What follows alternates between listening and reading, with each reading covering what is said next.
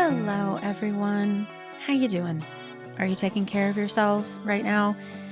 I just want to note that taking care of ourselves, even though that's something that we continue to say over and over, it's not always that easy.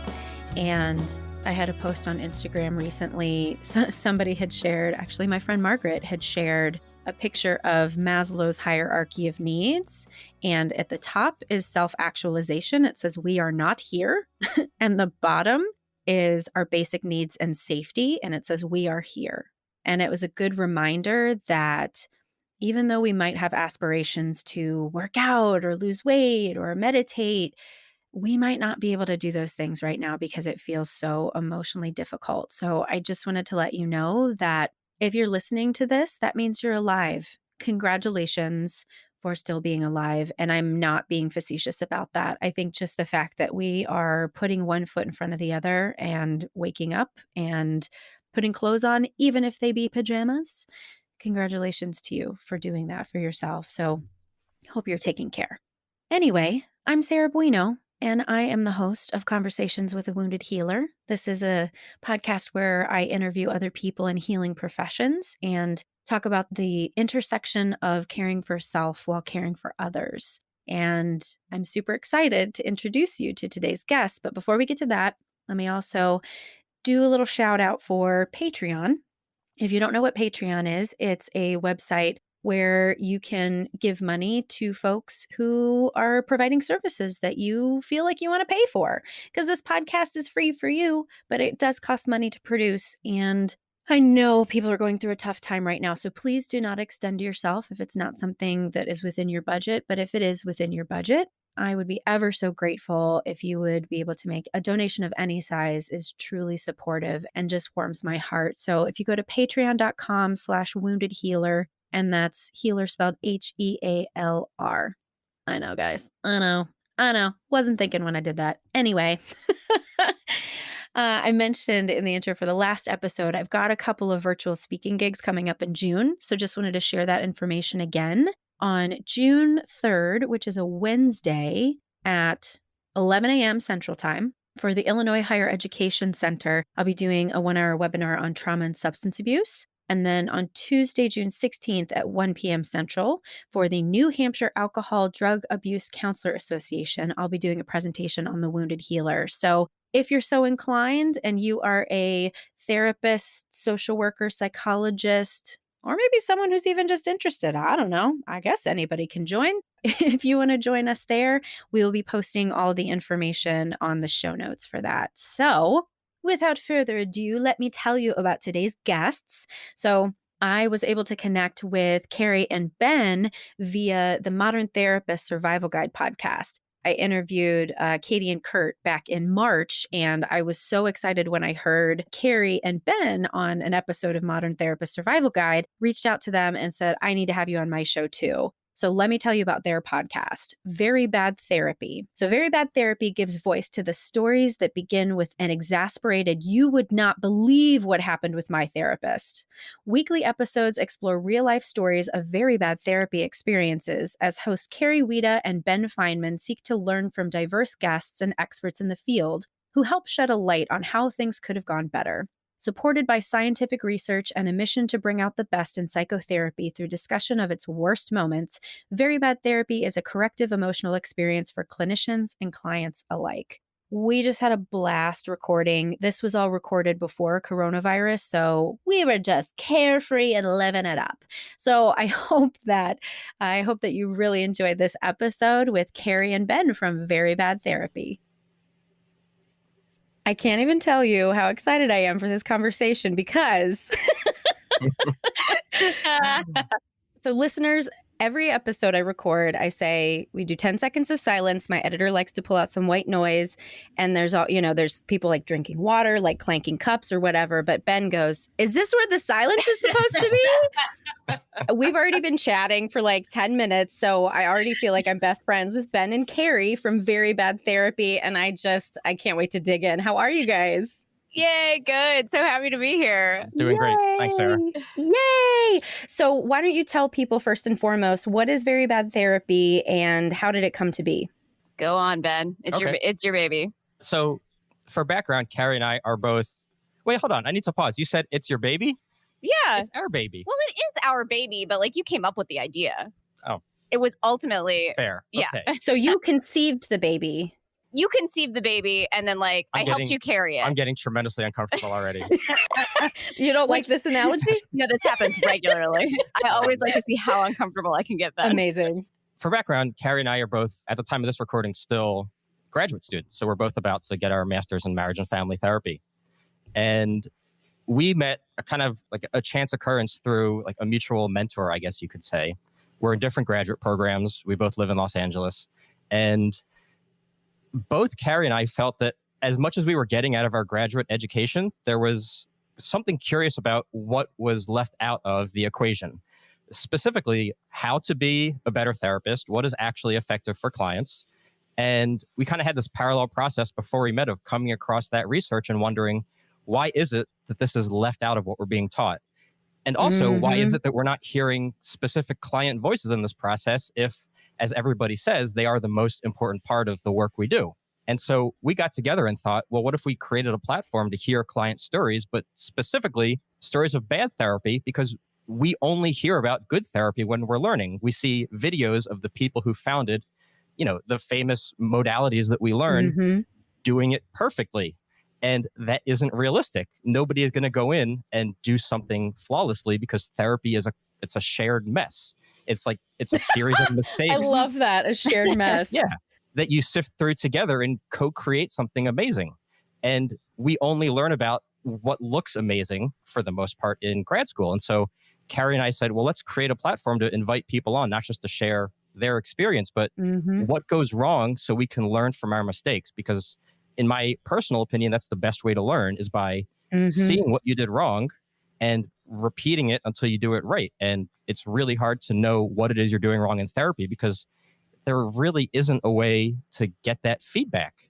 Now, that's something we can go off on a tangent on about client feedback and how important it is. But I'm sure I left a lot out. What do you have to add, Carrie? When Ben brought this idea up to me, my first thought was like, absolutely. And I think because every therapist or therapist in training, I think secretly has always wondered, like, what exactly is this like for the client? And it's one of those things. We've talked to a few people after we launched the show that were like, this is so obvious. Why did no one think of this before? But that's what happens. And I think in our field, there is this established, this is how we have done it. And there is this emphasis on the client experience, but it's almost like it has been taboo or just like, oh, no, that's too close to go interrogate a client about their experience in therapy. But I think secretly all therapists, especially at the beginning of their careers, are like dying to know what is happening on the other side of the room. So we have been just so lucky that so many people have been willing to share their stories, want to share their stories. It's a bummer. It's a huge bummer that there are so many bad therapy stories. I know.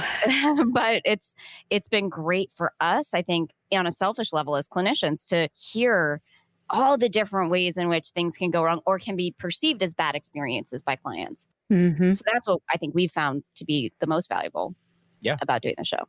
Yeah, it's bad therapists.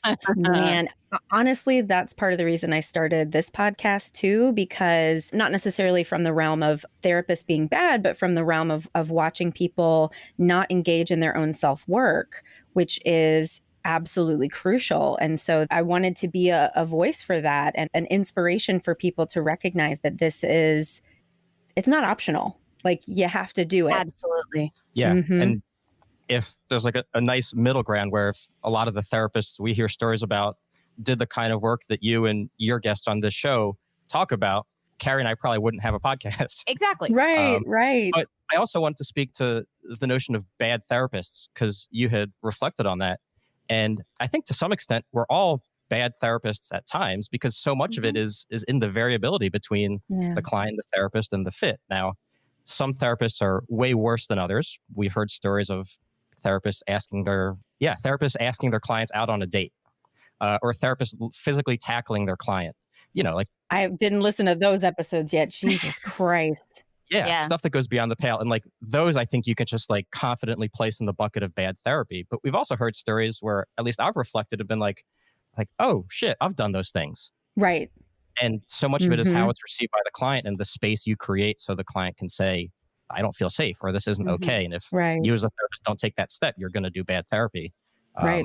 How does Yeah. Scott Miller described it as doing therapy as a series of mistakes, or Yeah, like I therapy is forget. just one long series of mistakes. Yeah, which I like that. I love it too. It's such a great perspective because if you go into the room knowing that like all you can do is most likely like make mistakes, and that's kind of the point, right? You are your own person, like walking into that room, and you're meeting another person who is a distinct individual who's had a series of experiences that you can begin to understand. Starting from that place of, I'm going to try it, I'm going to show up, and I'm not perfect and I'm not an expert, and together we're going to figure out what this is. I think that takes the pressure off, especially the theme that like I feel I keep harping on about that I've heard from our stories is therapist defensiveness, which I think, right? Yes.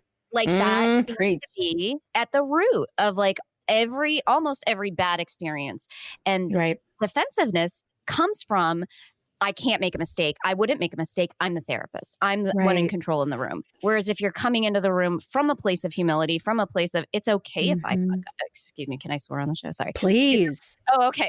We fuck it all up here. Yes. Oh, great. I am released. I have freedom. But yeah, like when we come from that place, we are far more able to hear feedback from our clients, as opposed to a place of what I'm doing is right. And then anything negative from the client kind of throws my whole reality out of whack. Mhm. And if you have not done your own self-work, you don't have the ability to put your ego to the side. That's at least what I see. Absolutely. I think you're Yeah. totally right. I think what happens then, like if you haven't done your own work, I think sometimes, at least from the stories that we've heard, it seems like some therapists have like their identity becomes dependent on what's happening in the room going the way they want it to, the way they want it to. Can I tell you a story? Yes, please. So this is exactly what's happening. My husband just graduated with his master's in social work. So he's now in the field. Congrats to your husband. Congratulations. Right? Yay, Rich. Go, Rich. He doesn't fucking listen to this podcast, so he'll never hear that shout out. What an asshole. I love him so Come on, much. Rich. Step it up.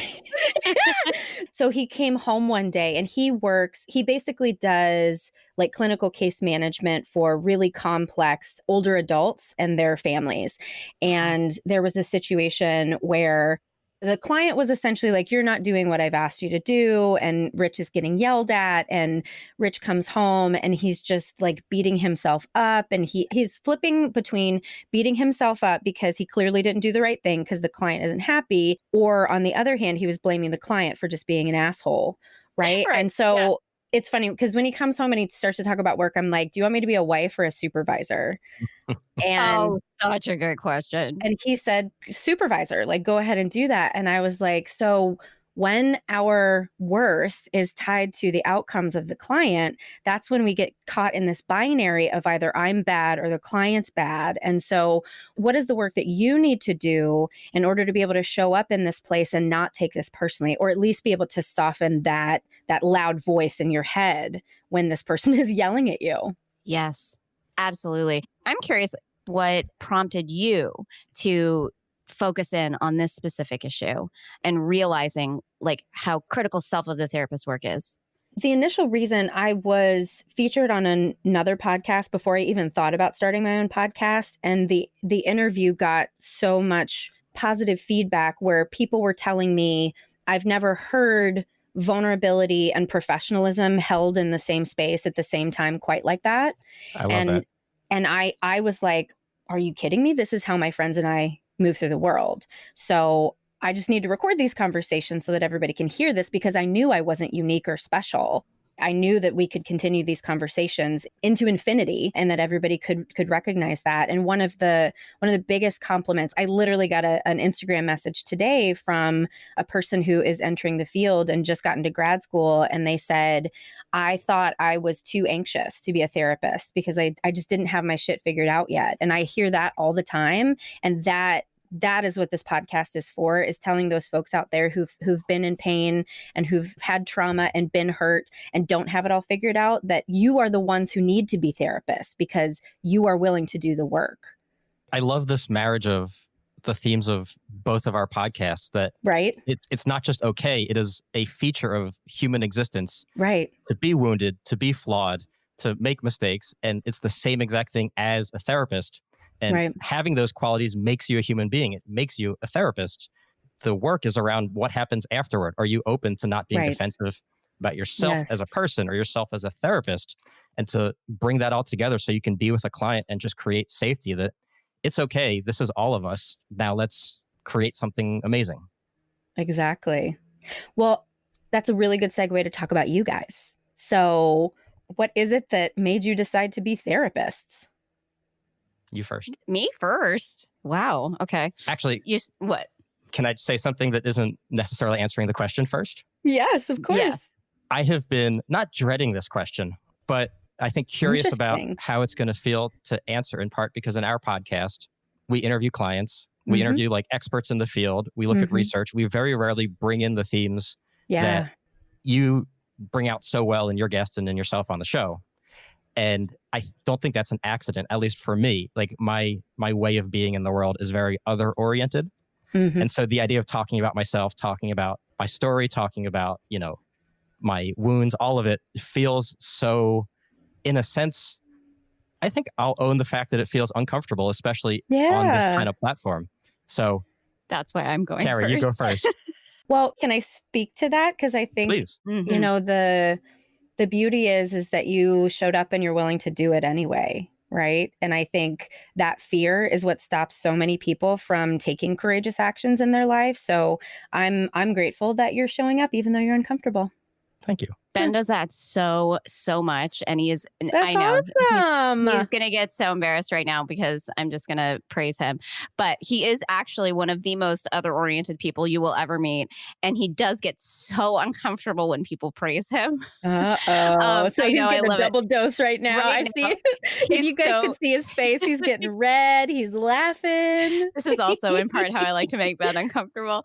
I love it. But I think that that's also part of what makes Ben so special as a friend, as a colleague, but I'm sure also as clinician, is he shows up in this really incredible way to receive feedback, always from this place of humility. Sometimes he wrestles with things, but when he does wrestle with them, it's from he's trying to square logic, or he's trying to philosophically wrestle with things. Mm-hmm. I don't think I've ever experienced you descending into emotional defensiveness. It's absolutely one of the most unique relationships I've ever been in. But to Ben's credit, I'm not sure our show could necessarily exist without Ben, without that particular sensitivity or sensibility that he brings to it.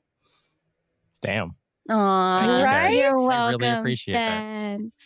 My So editor anyway, always laughs at the love fests that happen on this show, and I just want to reflect that just the relationship that you guys have is evident on your own show, and the care that you give to each other is just amplified right here. So bravo to both of you. Well, thank you for giving us a space to do that. I feel like we can't really do.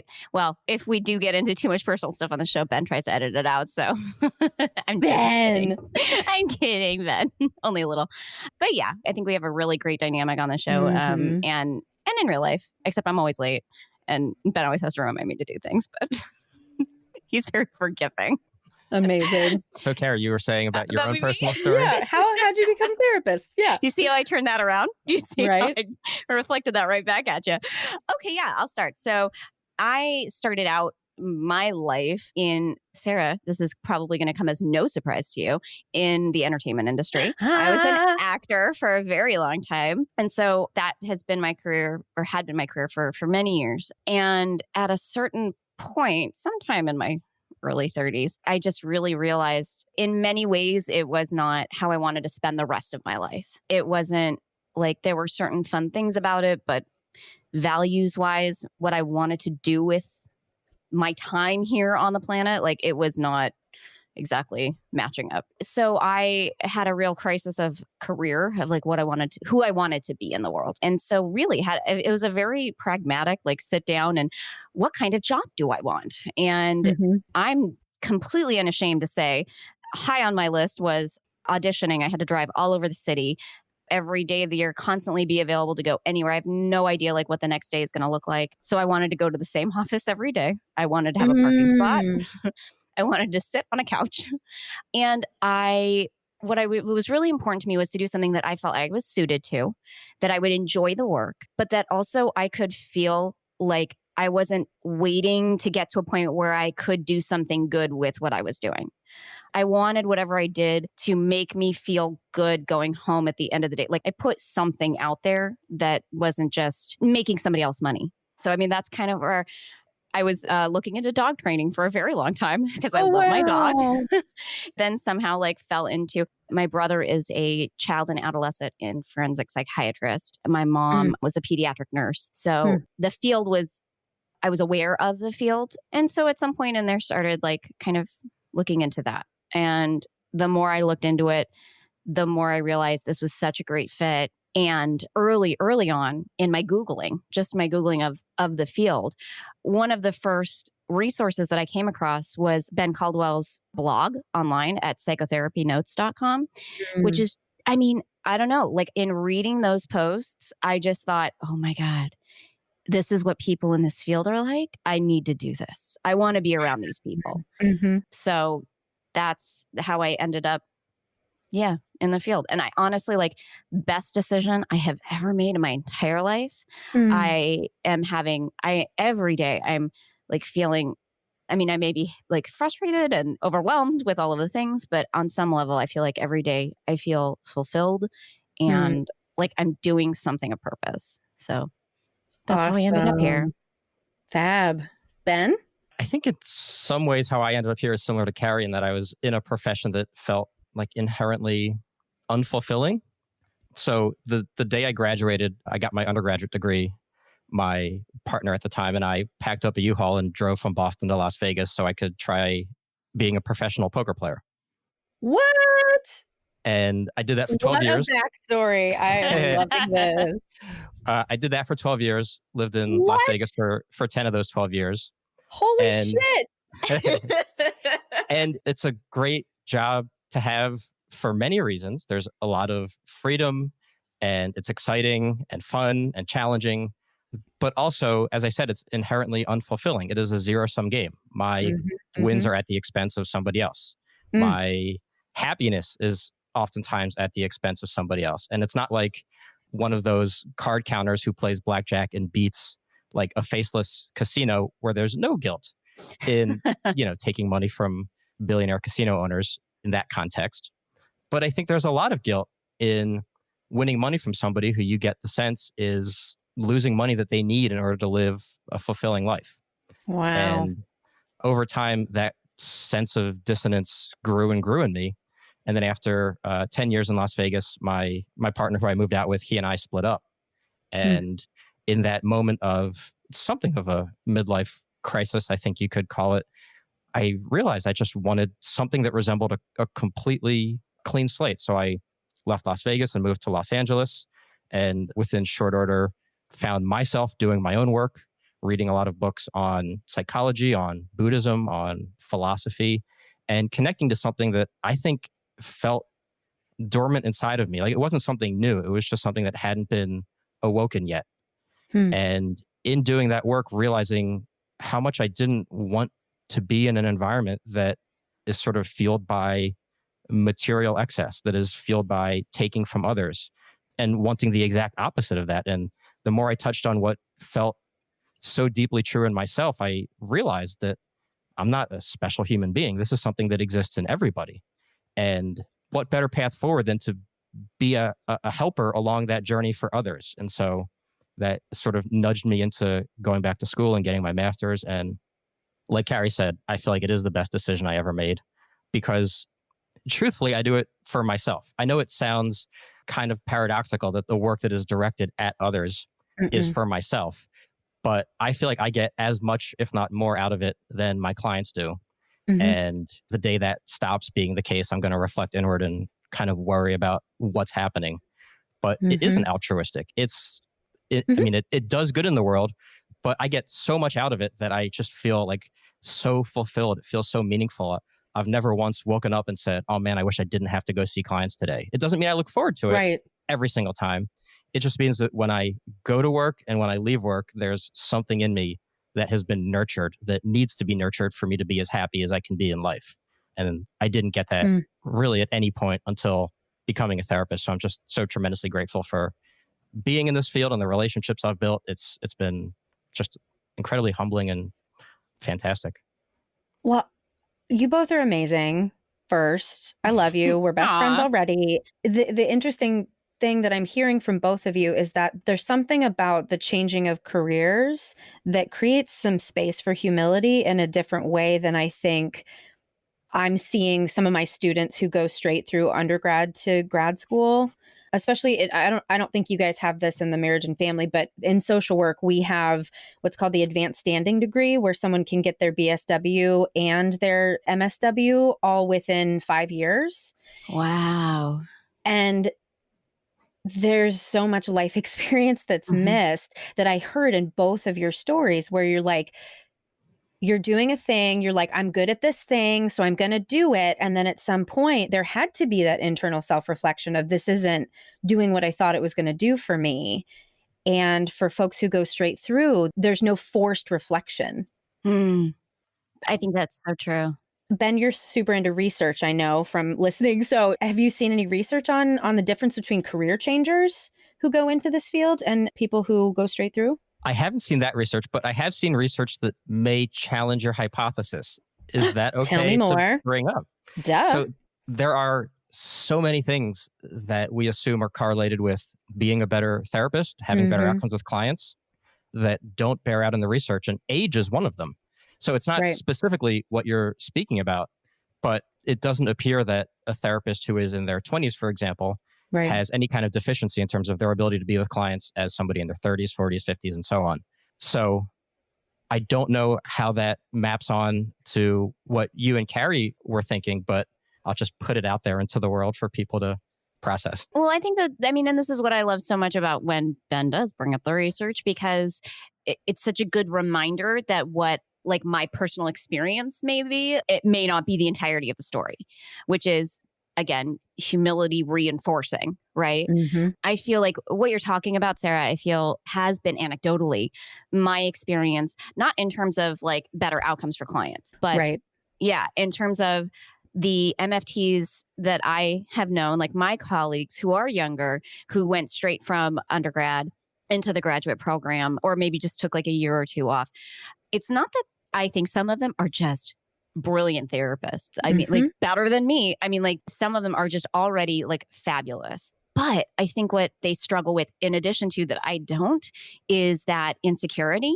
I feel like they deal with insecurity or imposter syndrome a lot more than I do. Like Ben and I have had this conversation a lot. Like I feel like I have no imposter syndrome when it comes to this field because I know, like, and I think it's because like, I know I am doing the best I can. And I know that the research shows that that's at least good enough, you know? And so I feel like coupled with a sense of like humility going into the room and also not having my identity built on the other person's reaction. If the client outcomes aren't improving, that doesn't make me feel like I'm a bad therapist. It makes me think, what am I missing? I need to go get consultation, you know? But it's not like, oh my God, maybe I picked the wrong field, you know? And I feel like, unfortunately, I didn't see a lot of support for our younger students in my program. And my program was pretty much mostly younger students. And there was a lot of assumption, I think, from the faculty that, well, this is a graduate program. You should be a mature adult at this point, and you should know what we mean when we say self of the therapist work. But these kids are 22, 23. Like, I didn't know what that shit meant. No I idea. didn't know what it meant like 5 years ago. Come on. I was working at Starbucks at 22. Like, you can't possibly be focused on self-development when that's your context. Wait, hold on. What? Sorry. That's fine. I don't know if I agree with that. Oh, okay, go ahead. I guess just for context, I have a lot of imposter syndrome. Oh, yeah, he does, which is ridiculous, but he does. So there's an idea that like therapists are born and not made, so to speak. One of the other things that's totally counterintuitive is that there's no evidence to show that therapists on average get better with experience, which is mind-blowing. Therapists can get better if they do certain things to that end. But if we take the idea that like therapists are born, not made, then the therapist who's at Starbucks in their early 20s could very well already like be expressing that ability to do the work of the self, that ability to be present with clients, just as somebody who, like you in your early 20s or me in my early 20s, I would have been a terrible therapist.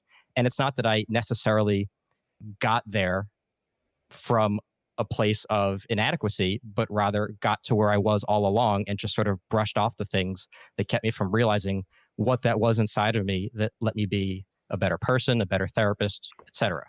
I don't disagree with anything you just said. My sense is going back to, like, I am thinking of one of my classmates in particular who is younger and really insecure about a lot of things, just didn't have a whole ton of life experience, and has to be, again, I saw her work a little bit in like our fieldwork classes when we saw reviewed videos. One of just the most gifted therapists. I mean, I would send my children to her to be raised, like 100%. But she, I think, didn't have the same confidence in her abilities that I did. And I wonder if that can come from, for some people, can come from age or having had a career already and then realize that like maybe a career doesn't constitute one's identity.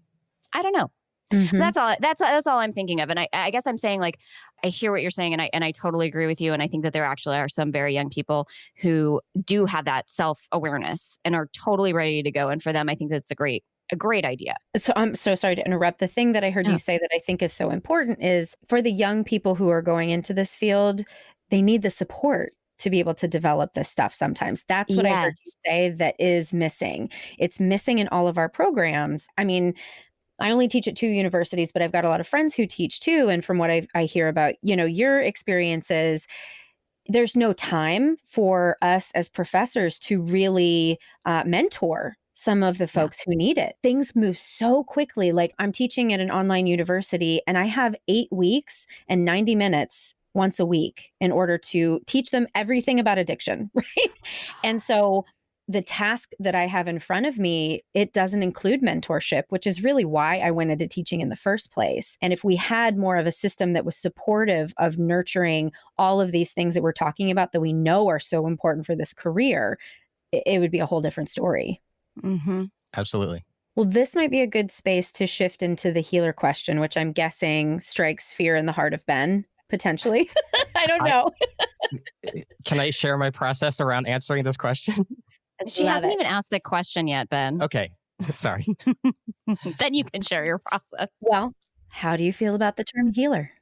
Yes, I have been wrestling with this because I knew it was going to be asked, to the point where, in having no idea how I feel, because I don't feel strongly one way or another, I actually messaged my mom and said, "What do you think about this term as it applies to me?" Aww. What did Mama Fineman say? Is that her last name? It isn't, but that's okay. Oh, damn it. She always tells stories of getting phone calls when I was 7 years old from the principal's office asking for Mrs. Fineman, and she knew that it was the principal's office because nobody else called her by that name. Right. Wait. The principal's office was calling. I have a lot of questions about your childhood now, but okay, continue. I actually got in trouble for running a March Madness bracket when I was in 6th grade and collecting money for it. Of course. Totally separate story. Poker player. Amazing. This is what I find out about Ben. Like, he drops these things. Do you know he's also like a death metal drummer? I'm not exaggerating. Let's start a band. Yes. Oh my God. So my mom responded essentially saying, "Of course you are," and explained why, from her perspective, the field of psychotherapy and being a therapist is inherently healing. But it wasn't really specific about me. So I don't have any real like good juicy info. Can I be totally honest? I was actually hoping that she would say something like really brilliant that praised me, so I could come on the show and say, "Well, I feel fairly indifferent about the term, but look at how mommy says." Yeah, because she's always saying how great I am.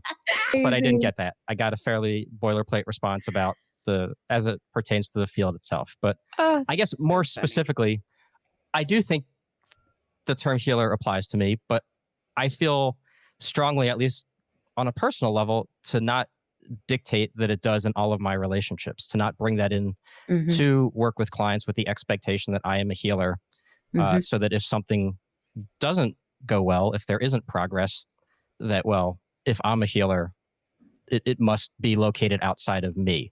Mm. It's almost a way to create space for the times when I'm not a healer, for the relationships, professionally, personally, in which I make mistakes, in which I hurt people.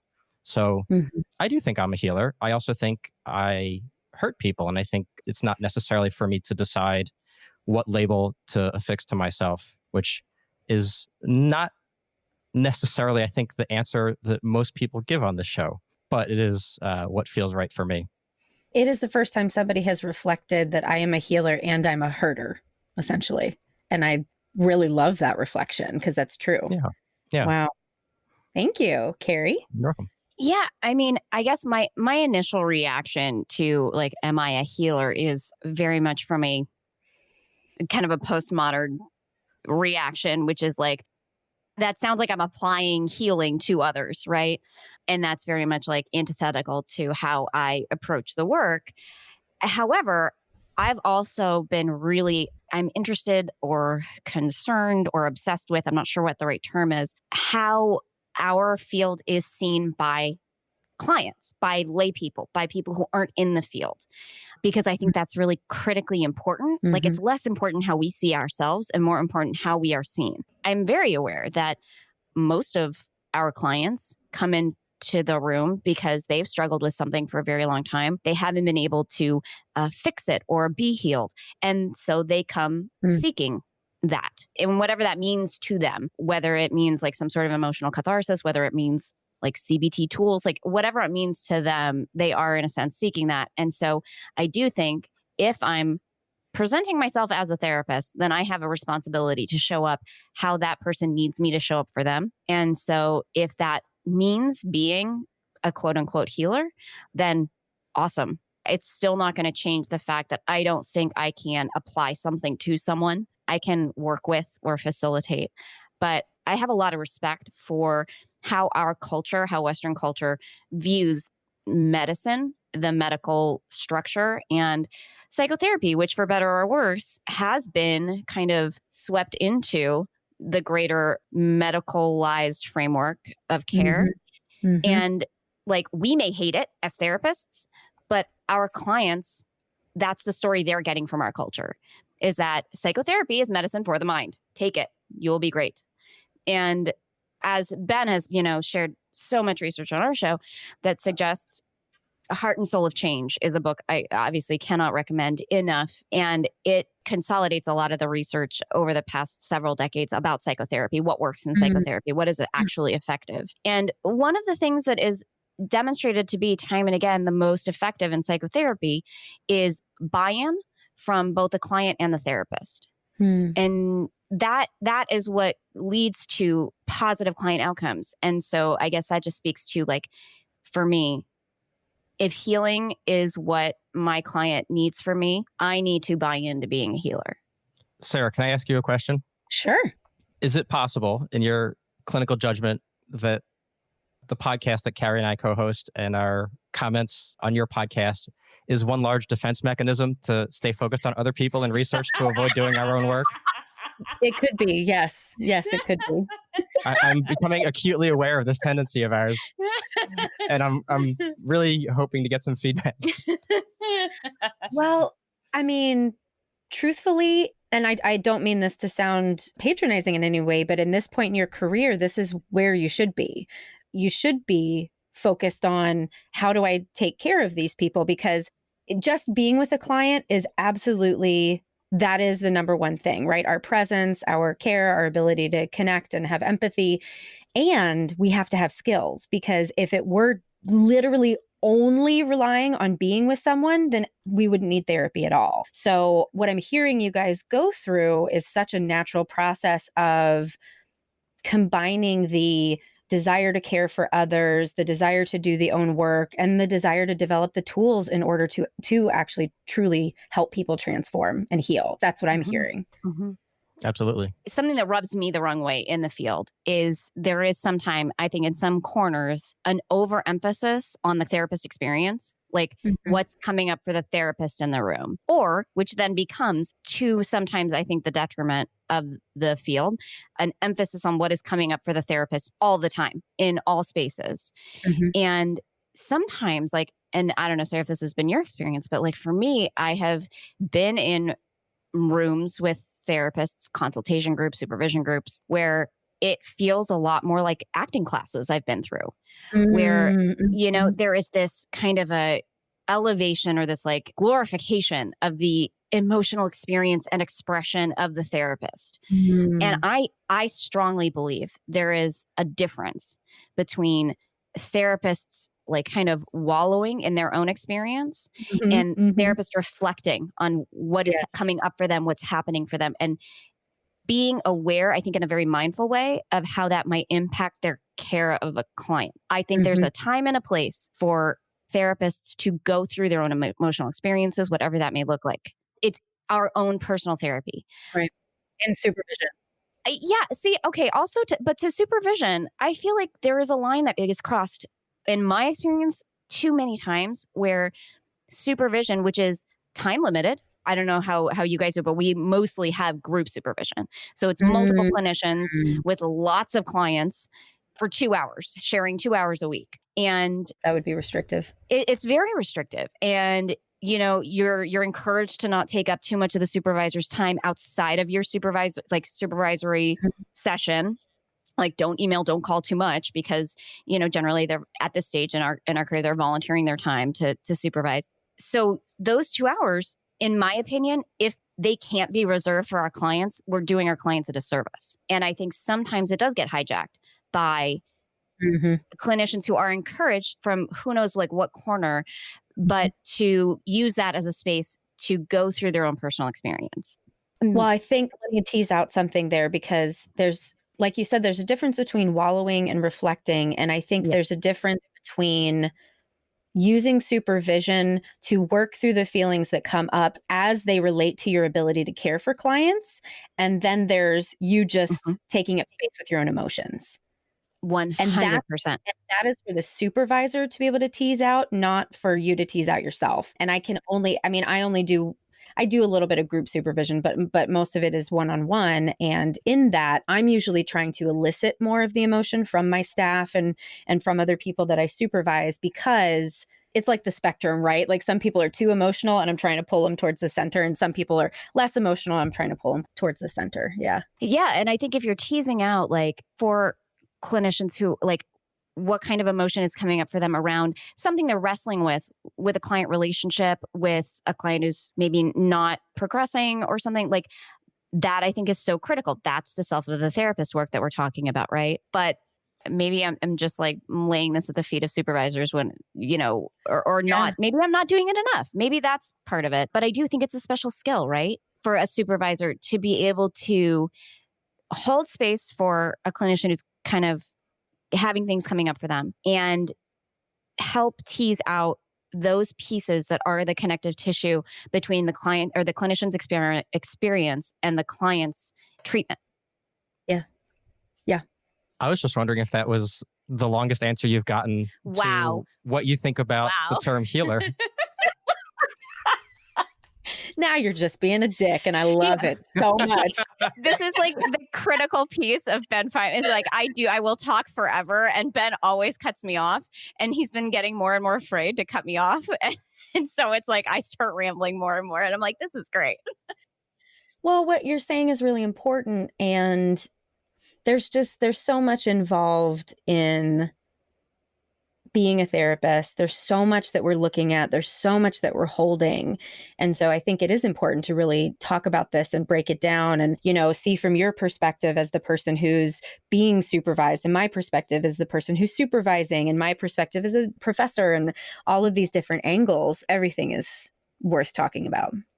There's so much, I think, of the supervisor's perspective I would love to know. I mean, I feel for me that Mhm. that's just kind of behind a curtain. Like, I'm Mhm. not sure like what it must be. It must be a lot, because I know that like, at least for one of the tracks here, to become a supervisor, you have to get supervision of supervision, which Oh, I always think is interesting. a funny phrase. But I think it speaks to like that it's a very difficult position.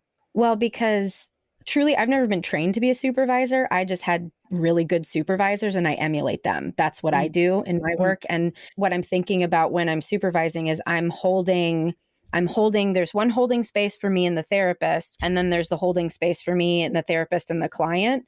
And then there's the space of me, the therapist, the client, and the client's experience. And so it's so meta, you guys. it is. So let me shift gears again because I want to make sure we get to the wounded healer question before we wrap up, because I'm very curious your answers on that one. So, are you a wounded healer, Ben? That's a question. Are you? Yeah, I think to some extent, I almost have an easier time answering this one because it feels more internal than dependent on somebody else's experience of me. I think we're all wounded. I think I am Mhm. certainly wounded. I think compared to most, had a very privileged life. And so when I think of myself as wounded, it's really hard to tease that out from what that means in the context of other people's experience. But I think we all experience trauma, especially in the 2020 cultural landscape on a daily basis, whether Yep, it's big fuck T or yeah. little t. Mhm. And it feels like one of the most important tasks of a human being is to accept, or for me, I'll make this about myself. I think it's one of Please. the things that I need to do on a daily basis, or I need to do more of, broadly speaking, is connect with the parts of me that are wounded Mhm. because they impact the parts of me that aren't. And they impact the way I am with my clients Mhm. and with my loved ones and with everybody in the world and with Mhm. myself. I'm absolutely wounded. And we can get into, all of the fun details, but I think to some extent that's less of how I process it and more of trying to be with it in the present and staying mindful of how it impacts me and the people around me. That's awesome. Carrie? Ditto. Everything Ben said. Same. Just copy it. Sam. Or Andrea, just copy it and make the voice higher so it sounds like it's Carrie saying it. Exactly. That'd be great. Please do that. I think that for me, there's such a negative connotation around the word wounded. And to like kind of deconstruct that a little, like in the context of what Ben said, I think that everybody is in a sense wounded. Like even saying it, like I hesitate because it implies, I think, something that is a deficiency or taken away, and I think that's actually what makes us all good at the work. And I Mhm. think it's also, to Ben's point about checking in with what are your wounds, like what is Mhm. different in you, or what has uniquely impacted you. That's also where we can find our weaknesses as therapists. Mhm. And so it's like, this perfect double-edged sword. And so, yeah, I mean, I think we are all wounded. We are all uniquely wounded. And I love it because I think that this is a space that celebrates and makes use of that. Sarah, can I ask you a question? Of course. I may have missed an episode or two where this has come up, but I've never heard a guest ask you, how do you define wounded healer or just healer? When you ask that question to guests, kind of what is the lens through which you're using those words? Mhm. I don't want to define it for guests because I want to get a variety of answers. Because if I defined it very specifically, I would get the same answer every time, and I don't want that. Hmm. So I think it's just like working with a client. If a client says, I'm broken or whatever, like, what does that mean? Explain that to me. I want to Mhm. understand from their perspective. But for me, the way I define it for myself, I do think a healer is a person who has dedicated themselves to helping people create change in their lives. And it can come in so many different forms because I don't just interview therapists on here. I've interviewed tarot readers and astrologers and doctors and nurses and educators, right? Because I think that everyone has the capacity to be a healer. Some of us have just chosen to do it for our professions. And then in terms of wounded, I think I'm just really much aligned with what you said, Ben, that every single one of us is wounded. And it's a matter of, do we recognize that? And can we own that? And can we use it as information? Or is it using us as in ways to act out on people? Yeah. That's beautifully put. It's so funny how you defined healer is almost verbatim how my mom defined healer. Aww. Oh my God, your mom and I would be best friends.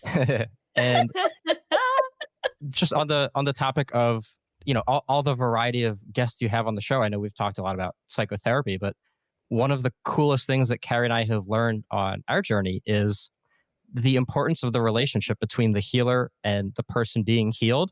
Mm-hmm. It transcends like any specific label around what that healer is. So I think one of the things that has blown my mind the most in learning about our field as it extends to psychiatry is that like the effect of the therapeutic alliance, it shows up more in the research in terms of what makes antidepressants effective than the medication itself. And if you take, I think the statistic is the top third of psychiatrists and give their patients a placebo, those patients will have better outcomes than patients who receive the drug from the bottom third of psychiatrists. Your relationship with the person that is healing you is the most important thing, regardless of label, regardless of how we define any of it. And I guess that just brings in the importance of the work of the healer, the work of the therapist for the three of us in being able to sit with. Sorry, I feel like I'm just doing your job now, like tying things together and putting a bow on it. And that's what happens when you interview pros. Yeah. Oh gosh. Yeah, you don't like you that, just do made ya? Ben so uncomfortable. I know. I really, really love you guys. You're Love just you. wonderful, reflective. Like, yeah, I love when people who are clearly really, really suited for the field are doing it. And the fact that you're highlighting the client experience, I think is really needed and really important. I think your podcast, I think you will be surprised moving forward how healing your podcast is for other people and how healing it is for you. I think you've already reflected that you're learning. You just started. You guys are like babies in the podcast world, but sorry, that sounds shitty. I don't want to be No, not at all. Like 100%. We have so much to learn. Learn is the wrong word when I think about how I've been changed by the podcast. There's something that gets touched really deeply in me that transforms me. It's less about learning, it's more about transformation. And I think that your podcast specifically is going to be so healing for other people that the way that they express that to you will be transformative. Thanks, Sarah. Yeah, thank you so much. I feel like the same could be said for the work you're doing. I can't thank you enough for like your emphasis kind of illuminating these issues, and especially what you said earlier about kind of recognizing the lack of these kind of conversations for beginners in the field, and the work that you try to do to introduce that or provide that, I think is just so incredibly needed and wonderful. Thank you. Well, yay for all of us. Yay! Well, where can people find you? You can head over to our website at www.verybadtherapy.com. You can also find us on iTunes, Stitcher. I don't know what's the Android one, Spotify. Yeah, wherever you get your podcast. Wherever you get your podcasts, all of them. Awesome. Well, you're just a delight, and I'm so happy that we're connected. And I'm more than happy to support you in absolutely any way that I can. Thank you so much, Sarah. This has been a treat to talk to you. Awesome. Thank you, guys. Thank you so much, Ben and Carrie, for joining us today. So now that you've listened to the whole episode, go find Very Bad Therapy on Spotify or iTunes, or it's called Apple Podcasts. Wherever you get your podcasts, go search for Very Bad Therapy and check out some of their hilarious and terrifying episodes. You can also find more information about them on my website at www.headhearttherapy.com/podcast. Thanks as always to Andrea Klunder and the Creative Imposter Studios for editing, to Liam O'Donnell for the album art, and Ben Mueller for our theme music. Take care of yourselves. Until next time, bye-bye.